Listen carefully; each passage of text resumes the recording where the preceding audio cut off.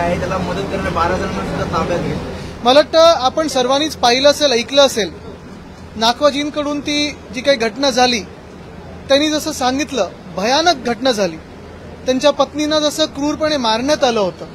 खरं तर हे नुसतं हिट अँड रन नाही तर मर्डरची ही केस झाली पाहिजे, ही आमची मागणी आहे. कारण हिट अँड रन तर एक गोष्ट आहेच, पण त्याच्याही पुढे जाऊन आता ज्या काही गोष्टी लोकांसमोर येत आहेत, मग सीसीटीव्हीचं फुटेज असेल, जे काही पोलिसांनी आपल्या समोर आणलेलं आहे की फरफटत नेल्यानंतर पुन्हा एकदा गाडीत चालक बदलले आणि परत त्यांना उडवलं गेलं, ही मर्डरची केस आहे आणि ह्याला मर्डरची केस म्हणूनच ट्रीट झाली पाहिजे, ही आमची मागणी राहील. दुसरं म्हणजे हलगर्जीपणा ह्याच्यात झालेला आहे आपल्याला दिसत आहे. कारण साधारणपणे 60 तास एखादा अक्युज्ड, तो मिहीर शहा, हा शहा लपला होता कुठे, कसा लपला, सीसीटीव्हीमध्ये का नाही दिसला, का पकडलं गेलं नाही 60 तास, काही लपवण्याचा प्रयत्न होता का? मला वाटतं ह्याच्यावर घटनाबाह्य मुख्यमंत्री त्यांनी उत्तर देणं गरजेचं आहे.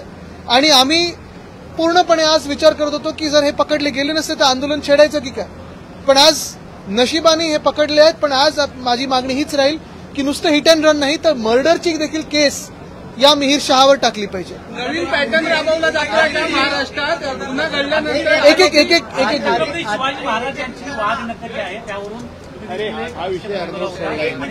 एक विषय पूर्ण करू.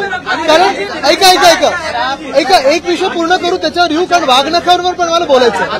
शाहपुर से जो है मिहीर साहब को पकड़ा गया है, शाहपुर का रास्ता थाने से होके जाता है. मिहीर राजेश शाह को जो पकड़ा गया है 60 घंटे लगभग लगे हैं. मेरा यही सवाल है कि 60 घंटे क्यों लगे, 3 दिन क्यों लगे? पहली बात तो यह है कि सीसीटीवी नेटवर्क पूरा है, इंटेलिजेंस नेटवर्क है, तो भी कोई ना कोई इसको मदद कर रहा था क्या, ये सवाल है. और दूसरी हमारी मांग यही रहेगी कि ये सिर्फ हिट एंड रन की केस करके ना ट्रीट किया जाए, इसे मर्डर करके देखा जाए, क्योंकि ये मर्डर हुआ है.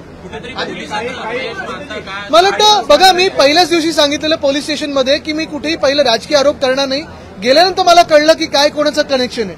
माझ्या मतदारसंघात असो, मुंबईत असो, महाराष्ट्रात असो, अशा घटना ज्या घडत आहेत, मी मागच्या वर्षीच्या अधिवेशनात पण मांडलं होतं की मरीन ड्राईव्ह सारख्या जागी, वरळी सीपी सारख्या जागी, वेस्टर्न एक्सप्रेस हायवे सारख्या जागी रॉंग साईड ड्रायव्हिंग सुरू झालेलं आहे. ड्रंक ड्रायव्हिंग वाढत चाललेलं आहे. ट्रॅफिक पोलीस आपल्याला अजून नाक्यावर दिसत नाहीयेत, ते झाडाआड वगैरे दिसतात पण नाक्यावर दिसत नाहीत. आणि हे सगळं होत असताना किती वेळ तुम्ही नुसतं सीसीटीव्ही फुटेज आणि तुम्ही बँकेतून पैसे काढणार की जीपे करणार की फाईन लावणार, ही एक गोष्ट झालीच. पण दुसऱ्या बाजूला ही सगळं कृत्य करून तो व्यक्ती पळू शकतो, तो शहा पळू शकतो. हे कुठच्या देशात होऊ शकतं? 60 तास लागतात. आणि हेच जर उलटं घडलं असतं तर मग कशी वागणूक मिळाली असती नाखवाला? पण नवीन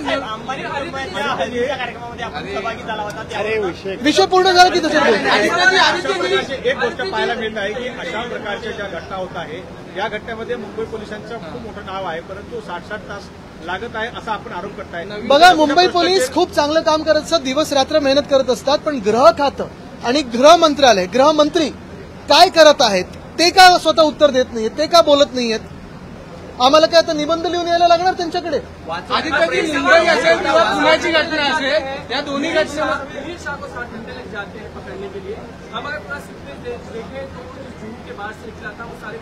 आपके पास सही चैनल्स के पास बिल भी है, उसका सब है.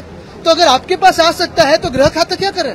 आदित्यजी, पुण्याची घटना असेल किंवा मुंबईची असेल, आरोपीला पकडायला 60 तास घेतले जात आहेत. नेमकं काहीतरी घडतंय गृह खात्यामध्ये म्हणून होत आहे. हे आता आपण पॅटर्न राबवला हा आपण त्यांना प्रश्न विचारला पाहिजे. कारण पुण्याची पण घटना होती, अनेक पत्रकारांनी ट्विट केलं की रात्री कोणी फोन केला. बघा, मी एक समजू शकतो ऍक्सिडेंट कोणाकडून होऊ शकतो, पण ऍक्सिडेंट कुठच्या गोष्टीमुळे होतंय हे लक्षात घेणं गरजेचं आहे. ड्रंक ड्रायव्हिंग असेल, रॉंग साईड ड्रायव्हिंग असेल, ओव्हर स्पीडिंग असेल तर त्याला हिट अँड रन किंवा आता मर्डर म्हणून ट्रीट केलं गेलं पाहिजे. ह्याच्यात कोण कोणाच्या मागे आहे, कोणाकडून फोन गेले, काय गेलं हे आपण तपासलं पाहिजे. आणि हे सगळं होत असताना महाराष्ट्रातला नागरिक सुरक्षित आहे का?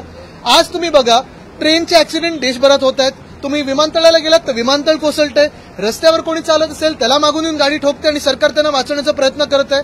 मग नक्की या देशात सुरक्षित आहे तरी कोण, हा प्रश्न विचारण्यात काय गरज? 60 घंटों बाद ब्लड सैंपल मिलने वाला है आपको, जो उन्होंने लिया होगा वो उसमें मिलने वाला है आपको. मेरा सवाल था.